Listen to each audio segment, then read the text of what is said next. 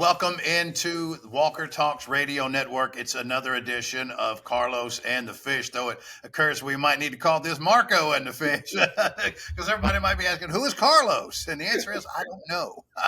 Yeah, I we're do making know it that happen. I'm the Fish. Yes, afternoon, everybody. My name is Seabass or the Fish, whatever you call me. And this is my good friend Marco Scuteri. Marco, how you doing, big guy? Doing great, Seabass. Ready to get at it. Let's do it. Man, yeah, and I think we've got a pretty interesting subject today, too, man. You and I are both big time into college football, no doubt about that. And I think what we're going to touch on a little bit today is with our Power Four conferences, the expansion for each one of them, and who's going to have the biggest impact, which conference is going to feel the biggest impact, and who's it going to come from. So, you ready to do it, big guy? Ready to do it. Feels weird to say All Power right. Four nowadays, but let's do it. Yeah, let's go ahead and why don't we start with the ACC? And let's talk about the additions here because this one to me, I don't know if we have any difference makers here as far as expansion goes. There, you get the Cal Golden Bears, and we're strictly talking college football right now. In other sports, you may see some differences. We're talking the Stanford Cardinal, and at one time it would have been no doubt runaway. They'd have been the biggest impact on this conference. And then we get the SMU Mustangs. And I don't think I'm leaving anybody out. I think that's the three, right, for the ACC is those three right there. All right, so let's talk about this, Marco. Of those three, two of those teams coming over from the Pac-12, the now defunct down to Pac-2, if you will. But those three making their way. And really, if you think about it, boy, Stanford and Cal, what a haul that is all the way across the country, playing in the Atlantic Coast Conference. And then, of course, SMU. Let's talk about those three, the additions to the ACC for however long it's going to look like this. I mean, there's talk about a couple of teams from the ACC taking flight sooner than later. But for now, those three teams have joined the Atlantic Coast Conference. First question to you is, Marco, of those three, which one of those do you think has the quickest and most impact on the ACC? Yeah, it's an interesting question because, like you said, really not a lot of potential for these three teams, at least in my opinion, to really challenge that upper echelon of the established order, so to speak, of the ACC. You know, Cal and Stanford really dreadful, really struggled last year in the Pac-12. SMU again, kind of making that move up. Obviously, not in the power conference before. I would tend to lean more towards SMU. Again, it really feels like you're kind of grasping at straws. You were talking about really a concrete impact to the actual football, college football playoff landscape. You know, contending for a conference title. I really don't see any of these three teams really making an impact year one. But if I had to say in terms of a team that's going to give you some interesting games, you know, maybe give a Florida State, a Clemson, a little bit of a scare, a little bit of a struggle, I lean more towards SMU in that aspect. Man, I was wondering where you were going to go, and it just so happens that I actually feel the exact same way. And for a couple of reasons. One, offensively, SMU has put up points consistently over the last decade, and they give people fits when they play them, especially when they would play Power Five. They give them fits. There's no doubt about that. With Cal and with Stanford, you know, they've kind of taken a back seat over the last several years there in the Pac-12. And the biggest drop would have to be with Stanford. I mean, it's just not, you know, it's just not what it has been in the past. And I've been a big fan of Stanford football for a long time. You got the academic restrictions were extremely tough. There's no doubt about it. And one thing that they can always count on is getting some of the best and brightest minds on the West Coast, you know, athletically speaking. But I don't know, now that the Pac-12 is gone and you got these connections with the the Big Ten, excuse me, I'm trying to figure out what their role is. And by the way, the ACC already has their academic schools, if you will. You know, they had a couple of them already. So athletically speaking, I'm trying to figure out where Cal and Stanford fit into this thing. They may have more success with the totality of sports because they simply play more and things like that. But as far as, I don't think there's a big difference on the field between all three of those teams. I don't think there's much of a difference at all. The only reason I'm going to go there is I'm going to say the fertile recruiting grounds of Texas. And I understand that SMU doesn't get the pick of the litter in Texas and that Stanford and Cal don't get the pick in the Golden State. I get all of that. But I would just say based on their offensive prowess over the last few years is about one of the only reasons I'm going to take SMU here. Of the four Power Four conferences, I think the additions that the ACC has received has the least impact of the four that we'll discuss today, in my mind. Yeah, I would completely have to agree with you. With in the case of Stanford and Cal, it almost felt like they were getting the leftover scraps. The schools that the Big 12 didn't want to add as they added that slew of other Pac-12 teams. I like that you mentioned recruiting. I think that's a really, really good point to bring up. I really see SMU being the school out of these three that really gets elevated from this move. Moving to the ACC, the way it's changing, having these Power Four conferences, for them to move up, and like you said in Texas, I really think that's going to do a lot for them recruiting in the future. And for Cal and Stanford, I think it does the complete opposite, right? Like you said, you lose that allure of kind of playing on the West Coast for these West Coast kids that maybe are a little more academically talented, right? Now that big draw of, oh, my friends and family can come see me. I'm going to be playing Yeah. against these brands, this USC, these Oregons, that's all gone for them. Now it's almost just like, in terms of strictly football, they're just another team in the mix. And it's interesting because as of the four conferences that we're looking at, though, I still have I don't know. We'll talk about the Big 12 in a minute, but you would think if you're a team checking into a new Power Four conference here, trying to make an impact, that the easiest one to do that would be in the ACC, possibly the Big 12.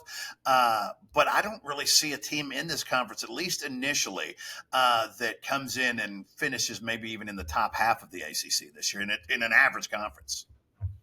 Yeah, no, I would have to agree with you. I mean, for me at least, it feels like I it's think Marco Florida froze State, on me. it's Clemson a little Unfreeze, bit below, Marco. and then it's a whole slew of, it's anybody's mess after that. But I really think Florida State has a lock hold on this conference, especially after last year. I really see them building on that performance. Mike Norvell really establishing a winning culture there, and I really see it as Florida State's conference to lose at this point. Yeah, of that, I think we will 100% agree for sure. I think they've done a great job turning things around in Tallahassee. Let's mosey on over, partner. Let's mosey on over to the Big 12. Even though they didn't lose a ton of teams, it's the two that they lost that Hmm. really kick you in the teeth right there. I mean, the Yeah. two, if we were to write down on a piece of paper and say, who are the two teams that the Big 12 cannot afford to lose the most, it would have been Texas and Oklahoma. And they lost both, headed to the Absolutely. SEC. And we'll get to those in a minute. But let's talk about the additions to the Big 12 at this point: Arizona, Arizona State, Colorado, and Utah. Interesting. Now, I would not put any of those teams on the caliber of Texas or Oklahoma. I think that's a fair statement to say. Of those four, though, I'll throw my ranking in order and then see where you're at with it. I think, now I know a lot of people are going to be saying, man, it's got to be Colorado. It's got to be Colorado. And look, Colorado's got a lot working for it this year. Coach Sanders went out, and sorry, I call him Coach Sanders. That to me, he's not prime Coach Sanders for me. Uh, to me, he had to. I mean, the one thing that really stuck out last year about Colorado that was a major, major problem for them was their offensive line. Luckily for Prime, excuse me, Coach Sanders, if we had not got now, I'm switching it up. But for Coach Sanders, he was able to go out and basically get an entire new offensive line and a lot of real production on there, not just offensive linemen out of the portal, but guys who have played good, meaningful, productive Division One, Power Four, and Five football. So I thought that was very important. And if that line, now the one thing about it, I can tell you from experience is that and on the collegiate level, that it takes a while sometimes when you put new linemen together just because they're good. It's quite important to know the tendencies of the guys right next to me. It just is, and all kinds of different schemes, blocking wise. So if they can gel together, the weapons are certainly there in Boulder. So I think they could have an impact. But of those four, I would have to put Utah up top. Utah has been pound for pound, and some Oregon fans and Washington fans might push back, but pound for pound, I would say that Utah has been as productive of a Pac-12 team over the last 6-7 years as anybody in the conference. So I'm going to say Utah, Colorado, and I'm going to tell you something. Coach Fish at Arizona has done a great job, because there was just a few years ago, Marco, they were the worst Power Five team in all of the land. They couldn't beat anyone. He's come in and changed things around. They're productive. They can move the football. So and things in Arizona State are still trying to recover. So for me, that pecking order as far as immediate impact on the Big 12, in my mind, looks like Utah, Colorado, Arizona, and Arizona State. What say you? It's going to be tough for me, but I'm going to have to disagree with you. I think really at the top, I agree with you. It's Utah and Colorado. For me, those are two teams with massive, massive question marks, and for very different reasons, to be completely honest with you. Like you mentioned with the line, it's a big question for Colorado, both on the offensive and defensive sides of the ball.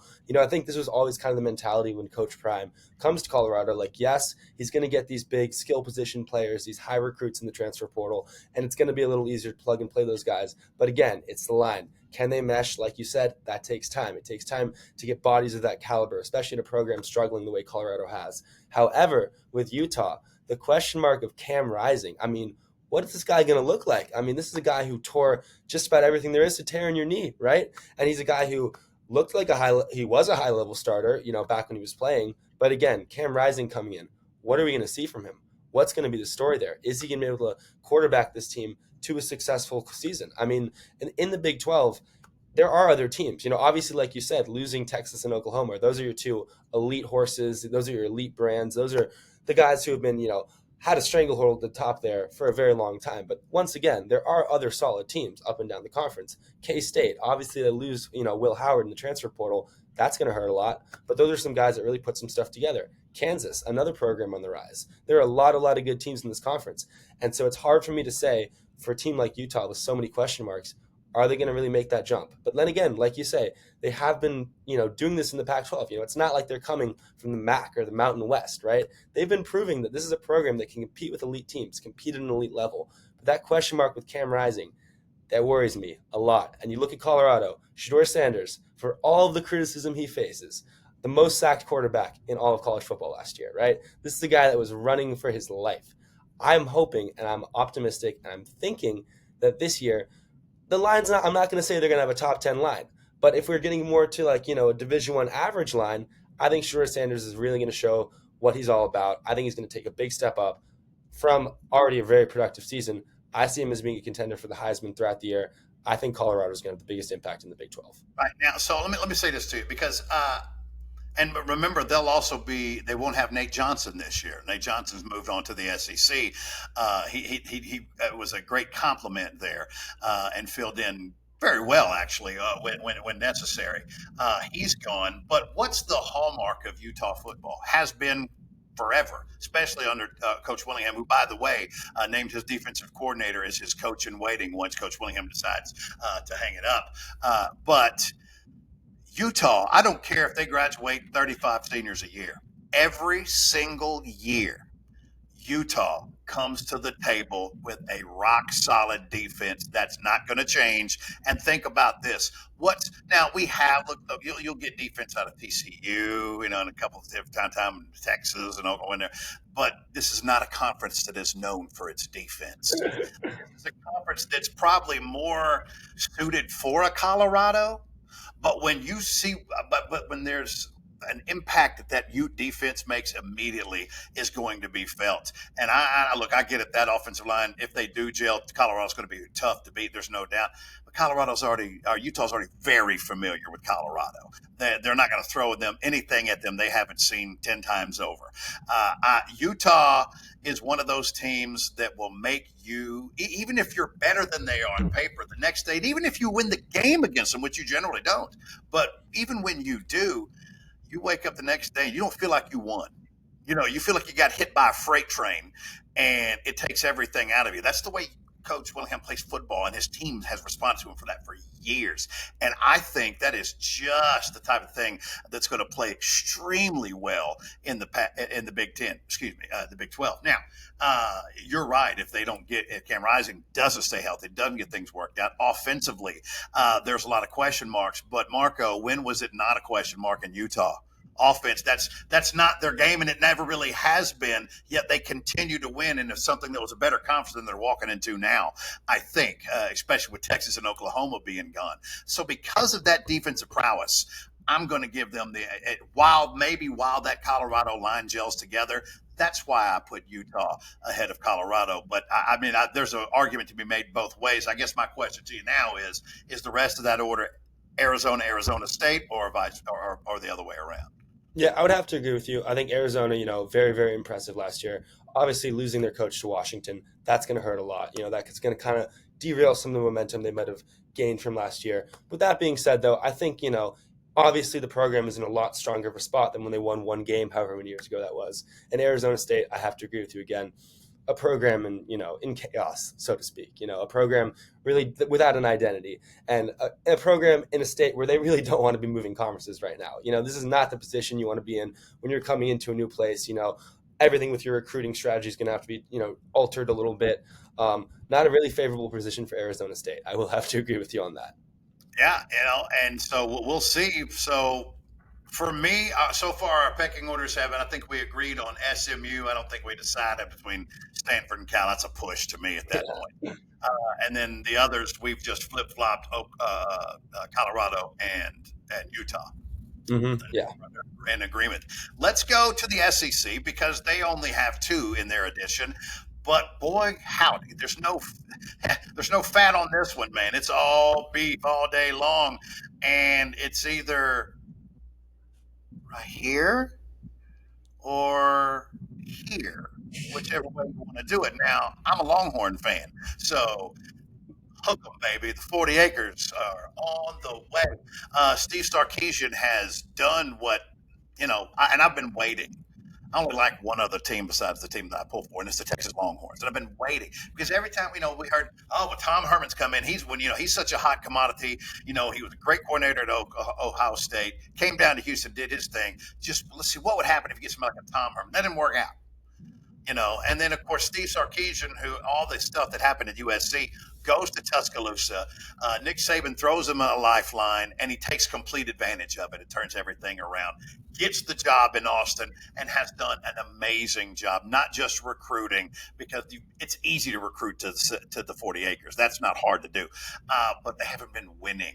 Now, and then when they won, they would lose to teams like Maryland, and no shot against Maryland, but they're supposed to be beating teams like that. It was the teams they were supposed to beat that always jump up and beat the Longhorns. I have no problem with them losing a last-second game to Oklahoma in one of the biggest rivalries out there. It'd be these other games that they had no sense in losing. But this team, since Sark has been there, when they went to Tuscaloosa last year, that wasn't a fluke. And it wasn't because Alabama wasn't playing well. Man, Texas was the better team, and they were easily the better team. In fact, they were the better team the year before when Alabama won that game in Austin. Yeah, one Quinn Ewers injury away.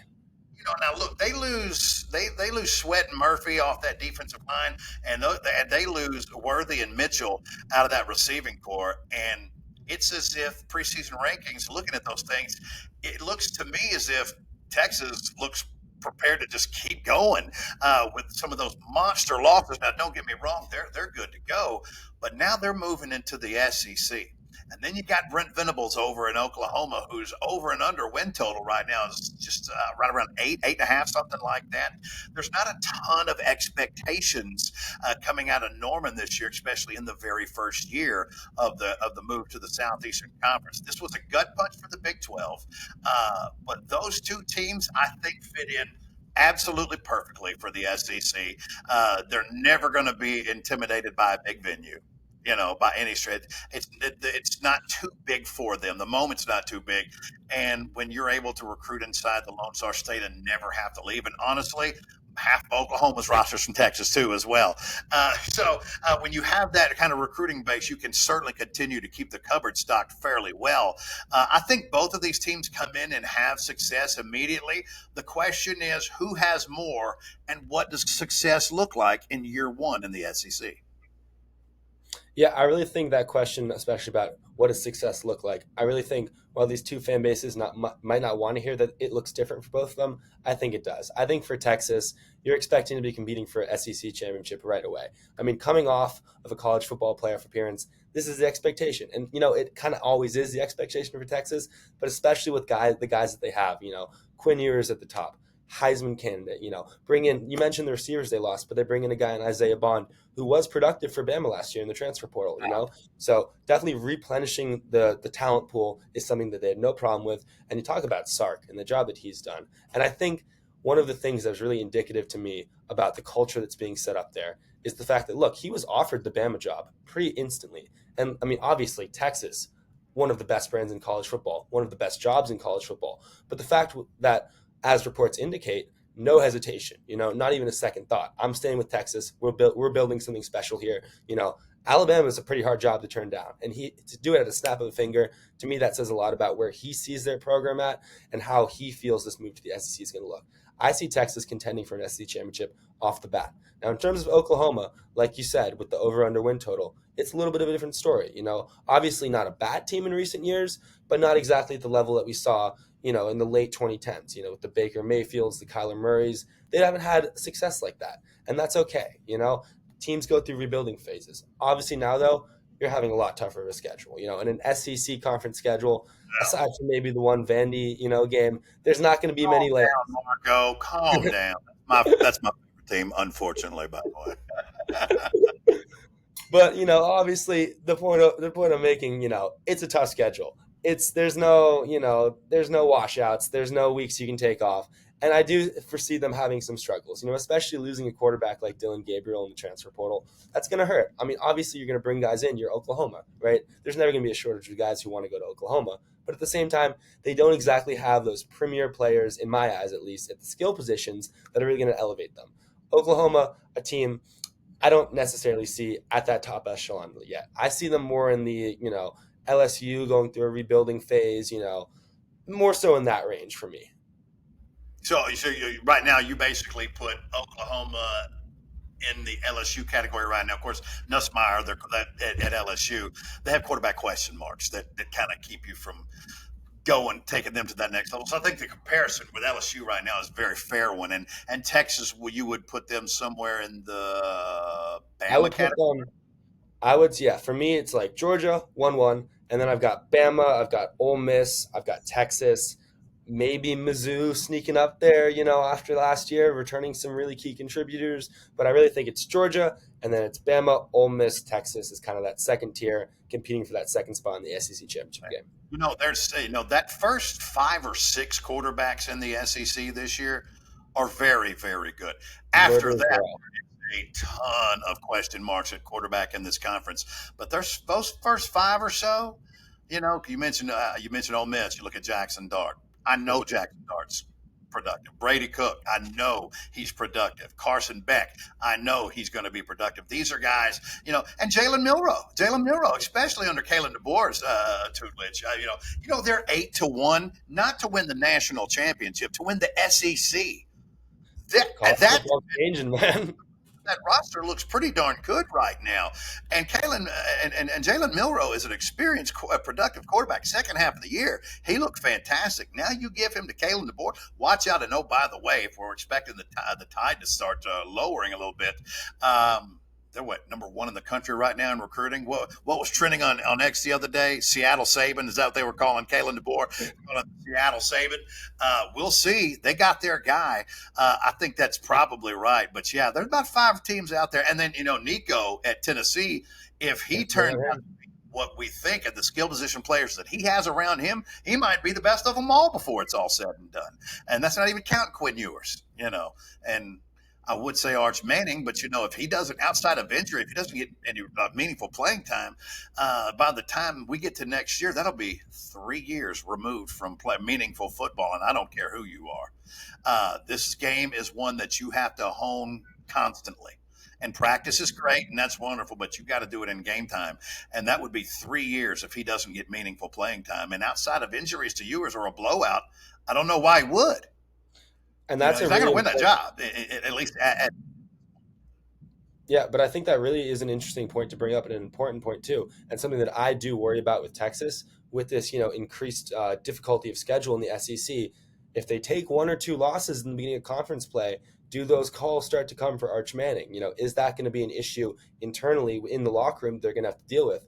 I mean, I can't remember a situation where you have this high profile of a backup quarterback, just sitting there. And Quinn Ewers, obviously a star of college football in his own, arguably a top 5 player. I would say number definitely one a top 5 quarterback player. in the country coming out of high school at South Lake Carroll's. Number 1 quarterback in all the land when he went to Columbus. Absolutely, a guy that you would never imagine could potentially ever be slightly even overshadowed in any respect. Not to say that he is, obviously, but that does worry me a little bit with this move. With the high expectations that they have coming off last year, Is that a conversation that starts to come if they drop a game in early in conference play, if they struggle in non-conference play, if they lose to Michigan early on? We can't forget Michigan week 2 in the Big House. I mean, that's not a very welcoming environment. You want to talk about a tough conference schedule. You got the defending national champions in non-conference play. I mean, it's a tough road for Texas.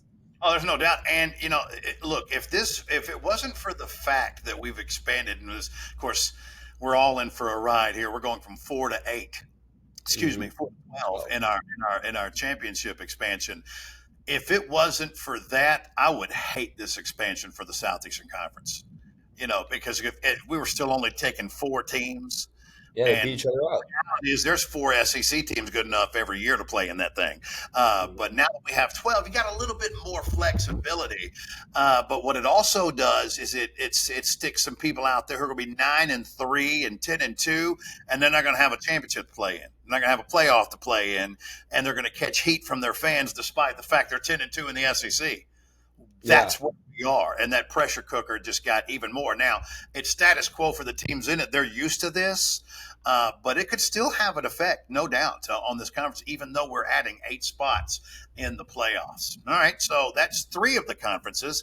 One more, we'll take a look at the Big Ten, and then we'll decide who has, as far as a conference goes, we'll rank them 1 through 4 about impact. Let's talk about it because the Big Ten, to me, is the most interesting of all 4, really by a long way, actually, in regards to conference expansion here. You get 4 teams coming in from the Pac-12. You have Washington, who just played for a national championship. Oregon, who has won a national championship not so long ago. Both of those teams absolutely the resume speaks for itself. You have 2 teams from the city of the city of Angels, UCLA and USC. Now, admittedly, USC's defense has kind of kept them. Taking them back a step a little bit, and they've been able to rely on Caleb Williams and all that. Now Caleb Williams is gone, but when you watched USC last year play against very good defenses, especially getting pressure off the edge, their offense was not physical enough to hold up to that. And so they had to win track meets. Well, we're going into the Big Ten. That's not what they do. Big Ten football, now don't get me wrong, there are plenty of teams who can rank up the points, especially against inferior opponents offensively. But this is it's known to be a blue collar conference. It is a physical, big pounding football conference. It's what they do. They run the football. And again, that doesn't mean there aren't great quarterbacks and there are teams that don't move the ball like that. But these teams that are coming into the Pac-10 or to the Big Ten play a completely different style of football. My question is, who has the harder time adjusting to that? The Big Ten to these different type of offenses that they're not really used to, or the Pac-12? They're used to Utah's defense and things like that, but across the board, they're going to see much tougher defenses than they were dealing with. First of all, we'll rank them in order in just a second of who the biggest impact from those teams are. But who has the harder adjustment? The former Big Ten teams as we knew it, or the ones that are coming into it now? Yeah, I think it's going to be the Pac-12 teams moving into the Big Ten.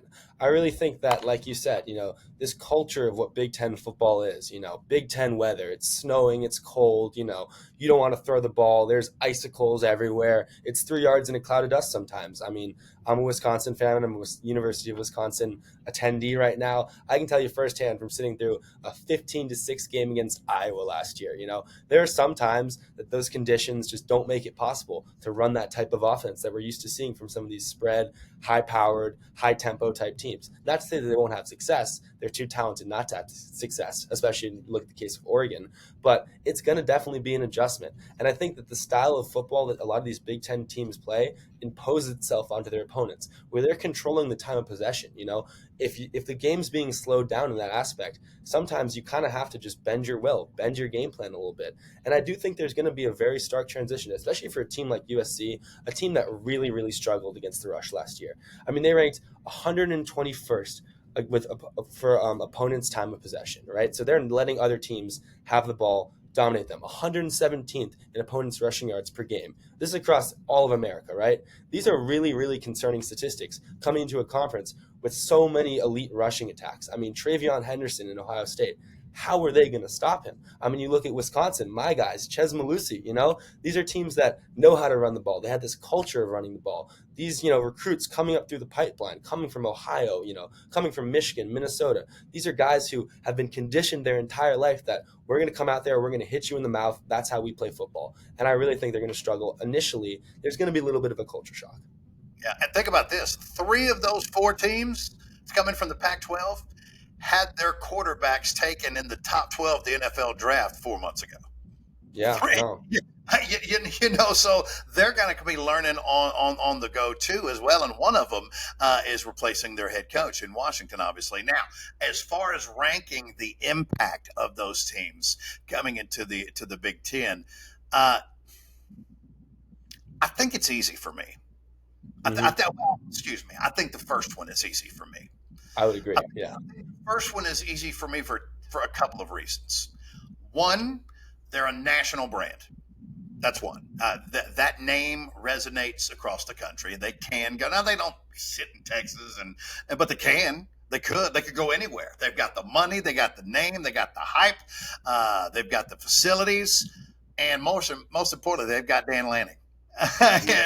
To me, I don't know about you, Marco, but I think the team that is most suited, at least initially, to especially how physical. I mean, you look at some of the offensive linemen that Oregon has put out over the last couple of years, some of the best offensive linemen in this league. So I'm going to go at the top and say that Oregon has this. If there is a smooth transition into a tough conference like this, I would say Oregon is probably number 1 here for me. And honestly, the next 3.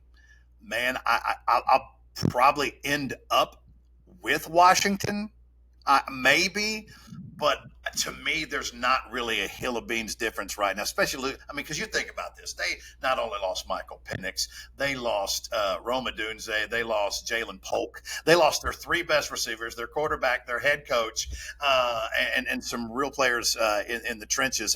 They lost a lot. But you can win. I mean, this team just played for a national championship, So begrudgingly, I'm going to go Oregon, Washington, and then, I don't know. For me, USC and UCLA. I mean, look, they're both fine teams. They still both put out plenty of NFL caliber players. I'm almost inclined to go UCLA here. Really? Maybe I think both of these teams have a ways to go, and they're going to have a major adjustment going in there. Of the 4 teams, I think those 2 have the biggest. I know that USC is a national brand too, or it was. When Pete Carroll was there, everybody wanted to be at USC, but Pete Carroll's in Seattle and has been for a while now. So I have to put these in order, I guess. And again, the only one I feel really comfortable about is the one at the top. I'll go Oregon, Washington, UCLA, and USC. Yeah, and so starting at the top, wholeheartedly agree with you. I think Oregon in a class of their own in terms of the teams coming over. I think Oregon's one of these teams kind of at a national level where you can kind of slot them in anywhere, right? They've had the sustained success. Dan Lanning built a phenomenal culture, a phenomenal program. They have all these resources at their disposal. Obviously, Phil Knight, cashing those NIL checks, in today's day of college football, one of the most important kind of aspects in terms of building your program. But yeah, the addition of Dylan Gabriel, I see him slotting in, replacing Bo Nix as much as you can, a quarterback successful as Bo Nix. How long has Gabriel been in college football? It feels like he has been here for 20 years. Yeah, no, I still remember him in his, UCF days way back when, right? But again, Oregon, I think coming in, I think they're going to challenge for that Big Ten title off the bat. You have those established brands in terms of Ohio State and Michigan. Michigan, with some question marks, losing Jim Harbaugh, there is some space there. There is a little bit of room for a slide. Oregon, obviously, also looking at the environment, they have that home field advantage at Autzen Stadium, one of the best in the country. I think that really is going to play a big factor, too, in terms of teams having to come over there, make the long trip. I really see that playing to their benefit. When we move down to number 2, now this is where I am going to disagree with you for a little bit. I do like USC at that number 2. Now, aside from all the concerns I just listed about how they can't stop the run, which they can't, it's a really big problem. It's going to be a big problem. I still do have a little bit of faith in that Lincoln Riley offense, however. You saw Miller Moss, the replacement for Caleb Williams, stepping in that bowl game against Louisville. Phenomenal game, 6 touchdowns, really, really positive signs. Obviously now Louisville's not Ohio State. There's a big difference there, but a really promising sign nonetheless. You have to look at guys like Zachariah Branch, right? Number one wide receiver coming out of high school last year. Didn't really make an impact last year. That's a guy who's really going to need to step up for them, really make an impact, really command a game if you're going to see any type of sustained success. But, kind of to your point, I do think after Oregon, it is a steep drop off. I really don't see USC reaching that upper echelon, really giving these top tier teams much trouble in the Big Ten. After USC, They're just not a physical football team. I mean, they're not. Their offensive line's in bad shape, and they're just not a physical football team. And that is, if you're not a physical football team, the Big Ten might be the worst place for you to go. I do agree with you, but what I will say is with Lincoln Riley there, if there's ever a scheme, a coach with, and let's not forget, they have high levels talent at their skill positions, right? They have dynamic guys.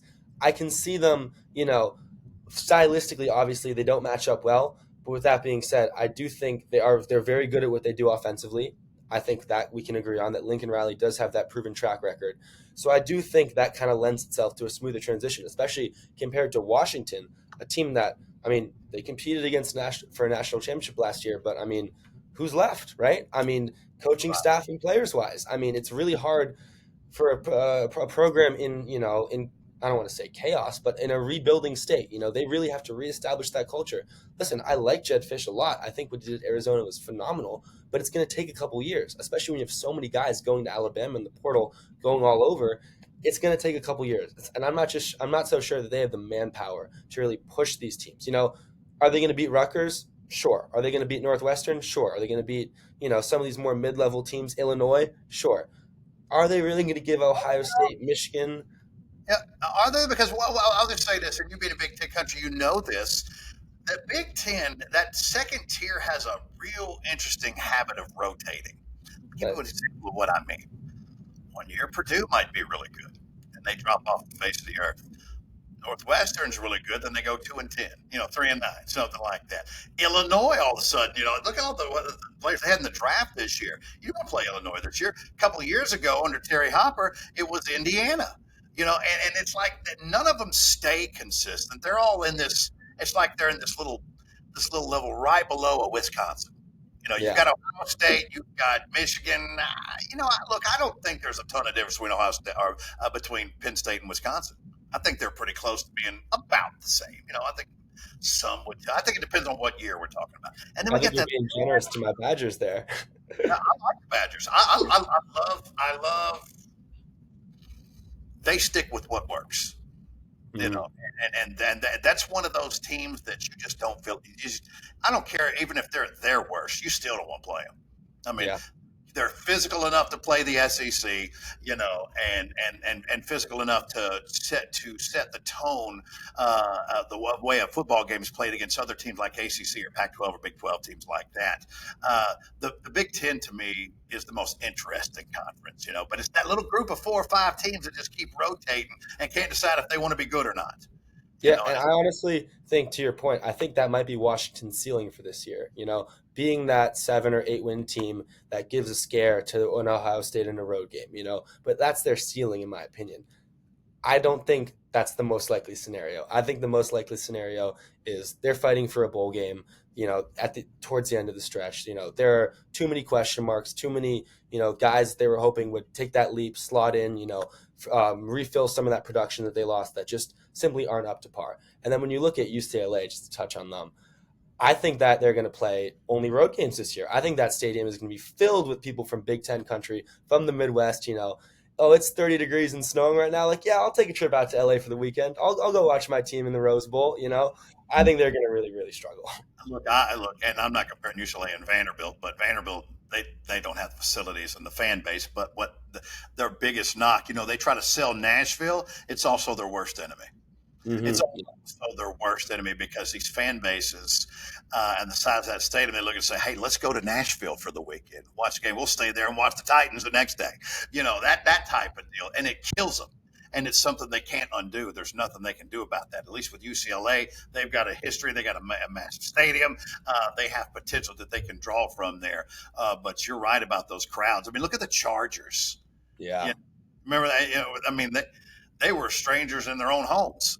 Yeah, no, I actually I went to a game out when they were playing in the soccer stadium. I went to a Steelers Chargers game, and I have never seen anything like that in my life. I mean, it felt like it was Heinz Field West, and as a Steelers fan, I loved it, but that would have been a pretty tough sight to sit through if I was a Chargers fan, and I see more of the same, unfortunately. Marco, you're such a good dude, man. I can't believe you're a Steelers fan. Holy smokes. All There you right, go. Yeah. ready to wrap this up. So we've got all four of our conferences and the teams that are in them now. Now let's rank them bottom to top in terms of impact as a whole, conference wise. To me, the bottom one is easy. It's the ACC because there's nothing about this. And look, let's remember the goal, and I say this all the time on my show, the goal of conference expansion for these teams has zero to do with wins and losses. It's about getting into places, into TV sets that you're not already at. That's why, as silly as it seems for an SMU to be in the ACC is now in Texas. You know, and and even though it is one of the not one of the top teams in Texas as far as fan bases go and pure TV sets, they're now in the Dallas Fort Worth market. So they'll take that every time. It's still You know, Texas. Yeah. people ask me all the time, why can't Memphis get in a Power Four conference? Because Memphis doesn't own its own market. Memphis is Mhm. sliced to pieces by about 8 or 9 different SEC fan bases, to where Memphis Tiger football, even though it's been extremely productive over the past 7, 8 years, it doesn't move the needle. The home games are terrible, and not enough people go because they're not playing anybody. And so they are, as much as I love the Tigers, they're probably fifth, sixth, seventh in their own hometown when Yeah. it comes to that. And because of that, you don't have anything to offer. Winning games is irrelevant. They're trying to make money here, and that's how you make money. I don't. I know they got. I know that the ACC got into California and Texas, and that's great. But you didn't get heavy Not the hitters. right teams. You didn't get the right ones there. So to me, I don't see an impact at all, really, to be honest with you. I think they just needed to fill slots there at that point. At number 3, that's also fairly easy. That's the Big 12. The reason that I give it a little bit more bump is that the people that are coming into this conference have an opportunity long term to make their way up the ladder in those conferences, that being a Colorado and a Utah. And you never know with the other Arizona schools. I don't see that out of any of the ACC schools. So for me, it's ACC 4, Big 12 3, SEC number 2. And the reason that I say that is not because they have half the teams in the expansion, but because as good as those teams are, the SEC is going to be what it's going to be, and you're not going to change anything about it. And nothing that they do or anything as far as that regards, you're not going to blow them away with the new recruits that are coming in because they were already doing that. They already had better recruits than you anyway.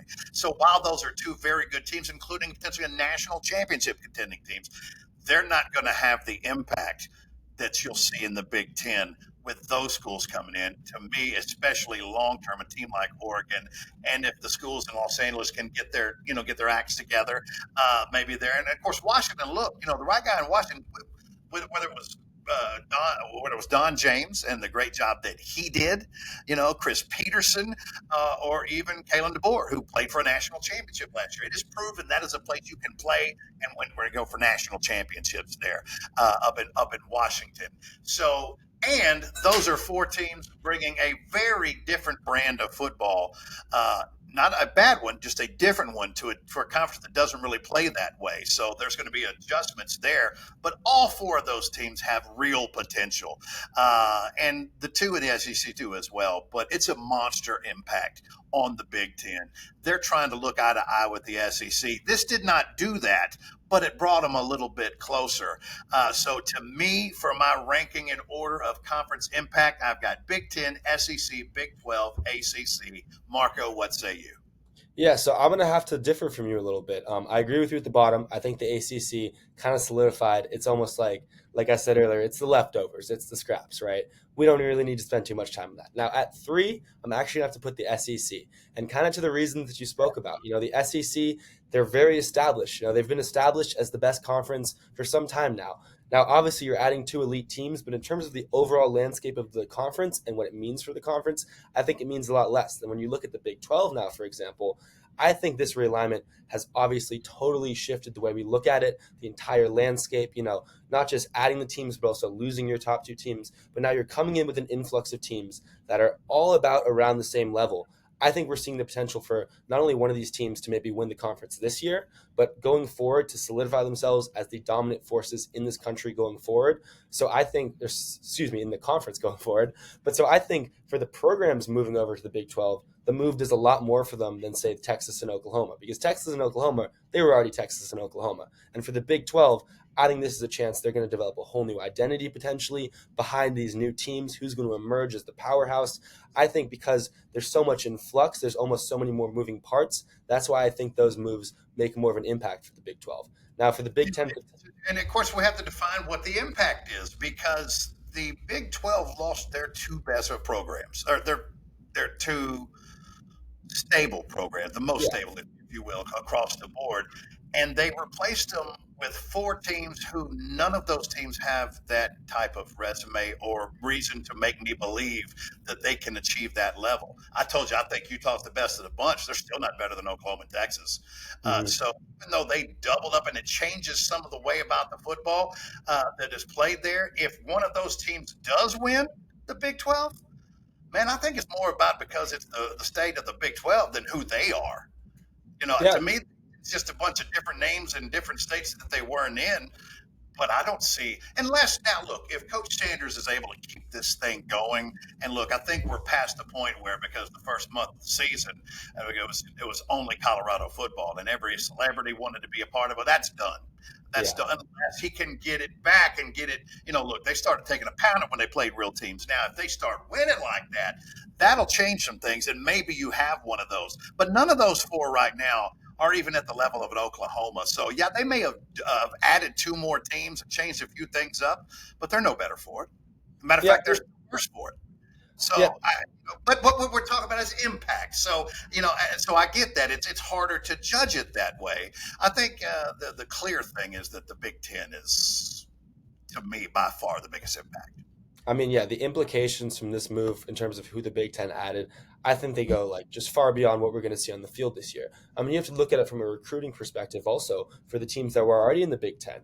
I can see so much more pull on that West Coast now that you have these brands, now that you can pitch to kids in California, hey, come play for Michigan State. Like, you're going to get to play in the Rose Bowl. You're going to get to play in the Coliseum. If It you live in totally Southern changes California, why would you want to go to East Lansing, Michigan to play? because USC doesn't want you, maybe. And maybe those guys who would have gone to a Utah, a Fresno State, maybe now those guys are going to those more mid-level Big Ten teams. So I see the impact down the ladder for the Big Ten as being immense. I think every team, their entire outlook on their overall program is going to be shifted. And then let's not get too far away from what we're going to see on the field next year, right? I think we have a championship level contending team in Oregon coming over. Immediately, they're going to be the class of the Big Ten or one of those teams that's at the top year after year. So by far, I think it's got to be the Big Ten. All right, so we agree on the bookends. It's just the middle that we've got them flip flopped. All right, man, Mark. Well, that was a lot of fun. That's a very interesting subject. It is a brand new day in the landscape of college football, and frankly, we're just a little about what 5 weeks away from that all unfolding and This got seeing me what. excited. Yeah, there's going to be a period of that we're going to have to get adapted to this because it is just going to be so different. I mean, just looking at Washington and saying that's a Big Ten team, or Oklahoma's an SEC team. Stanford's in the ACC. There is no Pac-12. It's a lot of change, but I'm looking forward to it. It's going to be fun. As was this podcast, man.